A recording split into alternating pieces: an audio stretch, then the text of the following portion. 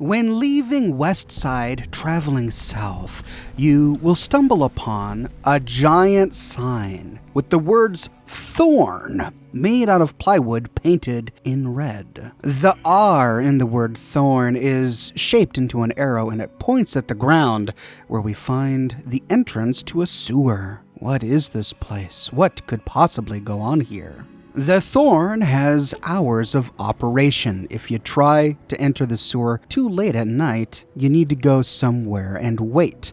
Luckily, there's a nearby abandoned playground with a park bench where you can wait until 6 in the morning when the Thorn opens. You can then go back and access the Thorn. Upon entry, we find ourselves in a subterranean middle room with hallways and corridors lit only by flickering firelight. Metal catwalks crisscross an opening in the middle of a giant chamber. Standing atop one of the metal platforms is a woman named Red Lucy. This is the Thorn. Here's where the strong make a name for themselves, and the weak are fed to the jaws of hell. You can bet on the contenders. Or, if you have what it takes, be one of the contenders. Be warned. The Thorn demands respect. Break the rules, or offend me in any way, and I'll gut you open for all to see. The rules are simple. My creatures fight for our pleasure. You can bet on a contender and earn double if you choose the victor. But you can get a bigger share if you risk your skin in the Thorn. Win a fight, and I'll give you a meaty cut of the earnings. So here we can bet on caged monster fights and even participate in the fights ourselves. Red Lucy will always have a fight available to you, and it changes every time you try to talk to her. You can ask her what fight is coming up next. Giant rad scorpions against 2 death claws. Then you can either bet on the red team or the blue team. If your team wins, you earn double what you bet, which in this case was 20 caps, so the max you can walk away with is 40. However, if you lose, you do not get your caps back. Here I unwisely bet on the scorpions instead of the death claws.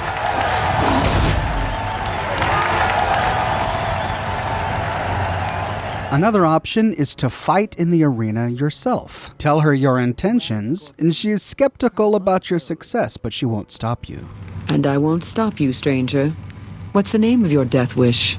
Now, when you first arrive at the Thorn, the options you have as opponents are slim. However, this menu of opponents can increase after completing some quests for Red Lucy. Tell Lucy which opponents you want, how many of them you want to fight, and then the screen goes black. You find yourself in the underground sewer and can pass through a nearby door to enter the caged arena. As soon as you draw near the cage door, the door behind you closes and the cage is open. Your enemy will immediately try to attack. I have found that crouching will make you invisible to most enemies, allowing you to snipe them from a distance. Take them out quickly because once you start firing, you blow your cover, and if you fight too many enemies, they can swarm you. Once done, you can go through a back door, head up a ladder, and pass through the kennels. This is where they have all of the animals caged who fight in the arena. Taking a ladder up brings you back to the Thorn, and you can go to Red Lucy for your winnings. Well done, stranger. Here's your share. But you don't get a whole lot of bottle caps. Another option is to stage a fight, to choose which creatures will fight in the arena. My creatures are expensive to find, expensive to raise, and expensive to maintain. If your pleasure is to see them bleed at your will, I'll oblige only after my costs are covered, stranger. Those costs will change depending on your choice of fighters. Also, I'll only allow fair fights in the Thorn. I'll help you set up good matches. You pay, you bet, and I bring you the most delightful spectacle on this world. Are we clear? You can then choose the enemies that you want to fight in the arena. You need to complete some quests with Red Lucy to gain access to more monsters that you can pit against each other in the arena. Once done, you pay her, and then you can go and watch the fight. Red Lucy will sometimes capture some human fiends. Instead of killing them outright, she imprisons them, and you can use them as combatants in the arena. Once you get a message in the top left-hand corner of the screen saying that the fight has ended, you can talk to Red Lucy, and you'll get your caps back plus a small profit depending on how the bets went for this fight. As Red Lucy warned you earlier, if you try to interfere with the fight in any way, the guards will become aggressive. This includes hopping down into the arena while the fight is going on or shooting from the gallery. Red Lucy herself does not become hostile. However, the guards do, and you and your companions will have to kill them. Strangely enough, this gives you no negative or positive karma. Now, if you're looking at participating in some of these caged fights in the Thorn as a way of making money, it's not really worth your time unless you do the most difficult fight, which is fighting 3 Deathclaws. This option only opens up once you complete some quests for the Thorn, but once it does, you can fight 3 Deathclaws, and it is a tricky challenge. In this example, I had to throw down some landmines and immediately begin sniping them from afar to pick off as many as I could before they got to me. Once they got to me, I had to consume a whole bunch of chems just to survive. So bear in mind the cost of the ammunition, explosives, and chems that you have to use to win when deciding whether or not this is worth it. But if you survive, you can go back to Red Lucy and you get 500 caps. Well done, stranger. Here's your share. Now that we understand the mechanics of the Thorn, let's get to know Red Lucy as a person a little bit better. Talking with her, we can learn a little bit more about her world philosophy. The Thorn demonstrates, beyond anything else, that we're self-sufficient. Our desert blood has overcome even the strongest beasts of the wasteland. The Thorn is my master, not the other way around. I live to make our kin able to transcend their limitations. Our land is harsh and hostile. Our lives are cheap and fragile. Death is our assured fate, striking when least we expect it. The Thorn awakens us to the truth. Here we escape from our bonds and choose the moment of death against the will of destiny. The land does not care about petty squabbles among lesser men. I don't care about that either. In the end, the people of New Vegas will continue to live and die here. It matters not who their self-appointed master is. Red Lucy is a simple woman. She is bestial in nature and makes decisions based on instinct. She's not an ethical or moral person. Those are concerns for lesser people. Instead, she respects power, and she respects death. Death is the most powerful force in the universe. All creatures are bound by it. And so she respects hunters who can escape death and can give death to other creatures. Being a creature of power, instinct, and pleasure, she likes it if you are brave and try to flirt with her. Bold, as it pleases the Thorn and me. But it does take more than that to earn my admiration. You speak like a hunter, yet only actions prove one's worth. The Thorn requires a tribute of blood, and so do I. Our creatures come from the farthest reaches of the wasteland. The Thorn takes care of them until the time to spill their blood comes. We constantly replenish our stock to keep this holy ground soaked red. Only a few brave ones ever earn the honor of serving the Thorn. Think you have what it takes? All right. Prove your worth, and I'll reward your service. The Thorn needs newborn specimens that will one day grow to honor us with their blood. Bring me 12 giant mantis's eggs. If you accomplish this, I might gift you with greater tasks in the future. You'll find egg-carrying mantises in the wasteland. But a wise hunter would search at a mantis's breeding ground, like the nearby ruins of Vault 22. So before we can woo this Red Lucy, we must perform a few hunting tasks for her, which of course makes sense. Not only does she need the eggs to replenish her stock, but she respects hunters, those who can survive death. The first quest brings us to Vault 22. I actually covered this in greater depth on my video about Vault 22, which you can watch here. But in the lowest levels of the vault, we find a cave system, and in the back, we find clutches of mantis eggs. We can bring them back to Red Lucy, who will reward us with caps and experience, and then give us our next mission. Good work, stranger. The Thorn will nurture these eggs until their hatchlings are ready to bleed for us. Bring me 12 rad scorpion eggs. I'll see to it that you're rewarded fairly. The eggs I seek are not easy to find, stranger. Your best chances are in the mountains north of Good Springs and west from Quarry Junction. To find scorpion eggs, we head back to Good Springs. In the distance, we see a water tower. Heading up the hill, we find ourselves at the Good Springs Cemetery. This is where the courier was buried and where you escaped death. On one of the graves, we find the Good Springs snow globe. We should save this for later to either add to our collection or sell to a certain collector. Near your empty grave are some distinctive cigarette butts. We can loot these to use as evidence against the man who tried to kill you in the quest Ring-a-Ding-Ding. From here, the quest marker points you east down the side of the hill into a valley. This valley is swarming with rad scorpions, but if you have a good rifle, and with the help of Boone's companion perk that highlights living creatures, you can snipe these giant rad scorpions from a distance. It can take up all of your ammo if you're a bad shot, which I clearly am. It took me from dusk till dark to kill the scorpions, and even then I didn't get them all. I had to crawl down this valley and shoot the rest with a pistol because I ran out of ammunition.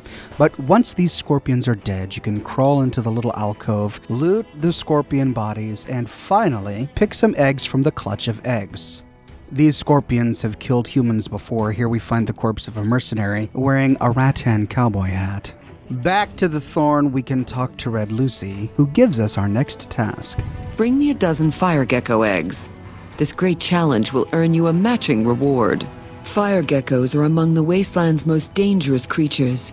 Near the Iritiba Peaks lies a nest where you may find their eggs. The Fire Gecko Cave is an unmarked location. It's due west of the Lucky Gem Mine on the other side of the mountains. It may be easier to fast travel to Highway 95 Viper's encampment and simply walk east. This is a deadly walk if you are enemies with Caesar's Legion. Along the way, I got ambushed by 2 assassin parties, which was annoying, but it's actually a great way to find some high-powered weapons at younger levels. Up the hillside, we find the entrance to the cave, and inside, we find the fire geckos. Thankfully, there are none at the entrance, which means a long-distance sniper has plenty of room to work. We find 2 different dead prospectors here. These fire geckos have been preying on humans, so we're actually doing the world a favor. The cave is expansive, but at the very end, we find a swarm of fire geckos protecting the nest. Even after picking off a few before the others could get to me, I still found myself overwhelmed by fire geckos. It took a judicial use of chems and vats to kill all of these geckos before they could destroy me. At last, we find the pile of eggs, which we can loot and then bring back to Red Lucy. The Thorn's calling its elite hunters to collect one of its deadliest creatures. Find Night Stalker eggs, and your bravery will be greatly rewarded. Night Stalkers are amongst the most fearsome beasts you'll ever face. They're also hard to find, but I know of a nest at a cave near Bitter Springs. Bloodborne Cave is due east of the Brotherhood of Steel's safe house. If you haven't found it yet, you've got quite a trek from downtown New Vegas. Inside, we find ourselves in yet another darkened cave. To the left, we can go through a passageway to find ourselves at the top of a ledge overlooking a big pit. Instead of jumping down now, we're going to take the right-hand passage and wind our way down slowly. Along our way, we find a locked gate to the right. It's locked with a very hard lock. We need a lock-picking skill of 100 or more to get through it, which I don't have. And many won't have until later levels. Continuing along, we find leftovers, the remains of some of the Night Stalker prey, skeletons on the ground, and even a few corpses. We find the body of a recruit legionary, and even though we pick off a few Night Stalkers along the way, the bulk of the Night Stalkers we have to fight are guarding the eggs in that one large room that we saw when standing on the ledge near the entrance, and there's no good vantage point to snipe them. I played this fight over and over and over again, trying to find some way to complete it. I finally succeeded by throwing a stick of dynamite to get their health down just a little bit, and then taking a bunch of chems, especially turbo. Then using VATS, I was able to finally pick them all off, but not before poor old Ed E was knocked unconscious. In this room, we find an abandoned campsite. There are a few skeletons around the campsite. Disturbingly, a small skeleton with a few toys around it. This must have been the skeleton of a child. Guns, ammunition, and food, but the important find here is a small key lying on one of the cinder blocks used to make the fire. This is the Bloodborne key, which we'll talk about in a minute. In this room, we find the corpse of an NCR trooper, and we can walk away with some decent weaponry, including a powerful hunting pistol. The clutch of eggs is on the ground at the base of a giant goldish-colored rock with blue rocks sticking out of it. Once done, we can head back, and we can use the key to unlock the gate that required 100 lockpicking. But be careful walking through, there is a tripwire across the path. Be sure to disarm this because it's attached to a fragmentation grenade bouquet hanging right above you. Here we find 2 human leg bones, entire legs fashioned into the shape of a cross. I wonder if this is a warning sign of some sort. The rest of this man's skeleton is lying over by some rocks. Maybe this chest was buried the old pirate way. 2 men buried the chest, set up the gate, and then one man killed the other, believing the superstition that this man's ghost would protect the treasure from thieves. He then fashioned the man's bones in a cross to scare and ward off potential looters.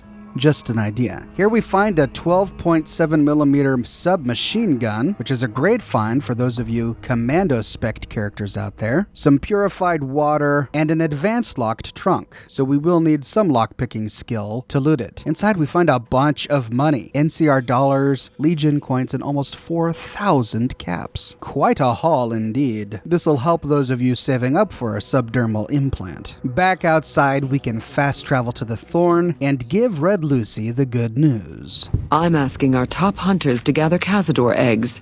I'd be impressed by whoever returns with such a prize. Cazadors are extremely deadly, but they are also reclusive. Try looking near the Red Rocks canyons. The crowd loves your bravery. So long, stranger. Cazadors. Oh, how I hate Cazadors. And if you follow her directions, you may actually get lost. You can't find these Cazadors if you travel towards the Great Khans. You actually have to go north and follow a road around a mountain range. This road brings you by a destroyed caravan. This is the Griffin Ware's sacked caravan. You can loot a plasma rifle from this cache and small amounts of food. It's here that I again got ambushed by legionary assassins.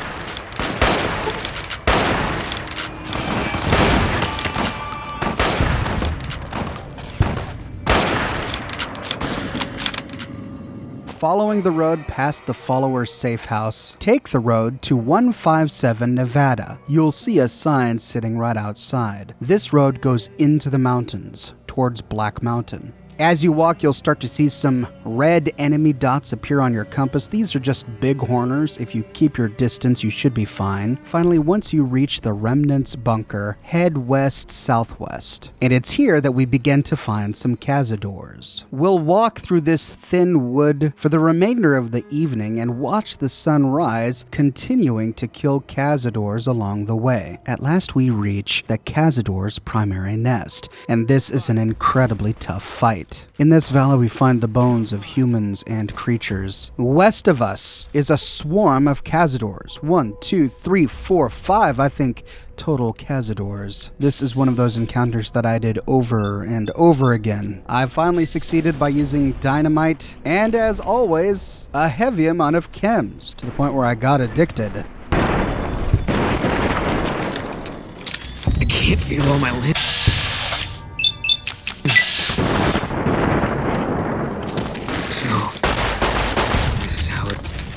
I managed to survive, but poor old Boone got knocked unconscious. Over by the Cazador's nests was the clutch of eggs. Here we also found the corpse of a super mutant master. He had some C4 explosives and a fat man on his corpse. Once done, we can head back to the Thorn to talk to Red Lucy. This is it, Hunter. I've decided to grant you the opportunity to earn the greatest honor the Thorn could ever expect. Death Claws are our most precious and our most feared contenders. I want you to be the one to deliver the sacred eggs to me personally. Quarry Junction is overrun with Death Claws, but you may stand a better chance at a nest near the Repcon test site. The final test. Deathclaw eggs. Now, if you follow her advice and you travel to Deadwind Cavern, you'll not only encounter a bunch of Legion assassins, I tend to attract them like flies, but you'll find yourself in a cave that have Deathclaws guarding the entrance. This became too much for me. As soon as I round the corner in the darkness, I come face to face to 2 Deathclaws. No amount of chems or explosives allowed me to get through this encounter. So my recommendation is to choose the other option, and instead of going to Deadwind Cavern, go to Quarry Junction. At the quarry, the Deathclaws walk around, allowing you great line of sight to pick them off before they can get close to you. Also, going to the quarry allows you to pick up another quest. Nearby is the small mining town of Sloan. Before going to the quarry, talk with Chomps Lewis. He'll give you a quest to clear the Deathclaws from the quarry. I don't know what it is about you, but I think you could actually pull it off. Deathclaws are tough bastards, but you might be even tougher. Nobody here is any use to you in a fight against Deathclaws, but take these medical supplies. You'll probably need them. To do the job right, you've got to get rid of the pack leaders, the Mother Deathclaw and the Deathclaw Alpha Male. Should run the rest of them off.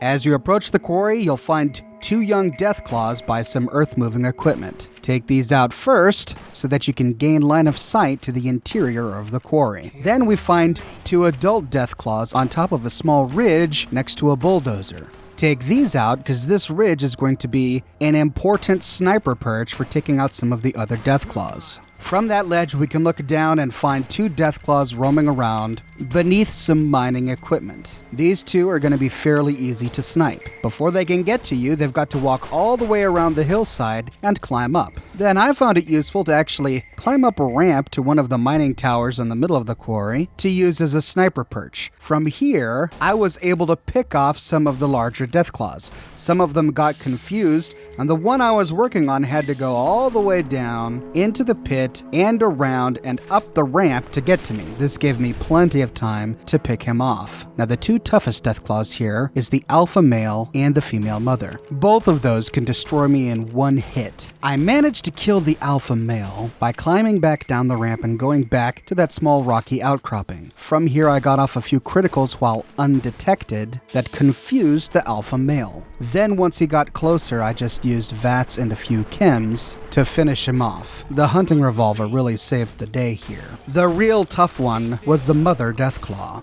She walks around with a bunch of Deathclaw babies following her. From up the ramp, I was able to get a few criticals off on her, but she kept hiding behind this big red crane. But while hiding behind the crane, sometimes her babies would step out from cover. I was able to pick these off, and every time you kill a Deathclaw baby, the mother starts to frenzy. That kept her from finding me. She would run off in other directions. With Boone acting as a helpful lure, I was finally able to kill the mother Deathclaw and then finish off the rest of her babies. On her corpse are some Deathclaw's eggs. Loot as many of these eggs as you can. They're going to be important later, but these are not the clutch of eggs that we need to complete the quest. To complete the quest, find a small darkened cave along the western side of the quarry. In this cave, we find the bodies of victims, machine guns, ammunition, mini nukes, Deathclaw eggs, and the group of eggs that we need to complete the quest. Once done, we can head back to Chomps Lewis in Sloan to get some caps from him.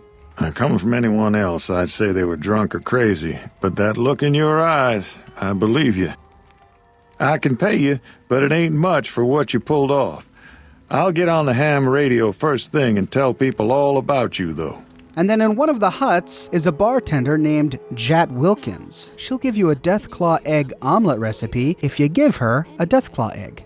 I've got this recipe for a Deathclaw omelet that I've been itching to try out. Trouble is, I need a Deathclaw egg. Kinda obvious, I suppose. I can't believe you actually got one. Give me a bit to get the recipe set up, then talk to me again. This is incredibly good. Here's your omelet, and the recipe if you ever want to make your own. It takes a bit of skill to get it tasting right. Once done, you can head back to the Thorn and deliver the eggs to a very impressed Red Lucy. You've indeed become the greatest hunter the Thorn has ever seen. The best I've ever seen. You've earned the honor of being part of this sacred ground. Come to me often, and I'll share with you the wealth of the Thorn. If you ask her if there's anything else you can help with, she says no, but she hints at something else. You've done enough to last many lifetimes, stranger. But I'd like you to come see me again. At last, now that you have become the hunter of her dreams, you can ask her to go with you someplace more private. Your bravery surpasses that of any other, and I've come to admire your actions. Before death takes us, I would know you deeper. Come with me, my hunter. She leads you to her bedroom. Even the strongest creatures need their rest, and their companionship. I've been looking forward to this. Strangely enough, both Boone and Ed-Eve followed me. This was not going to be a private encounter. She turns on the light and slips into something more comfortable.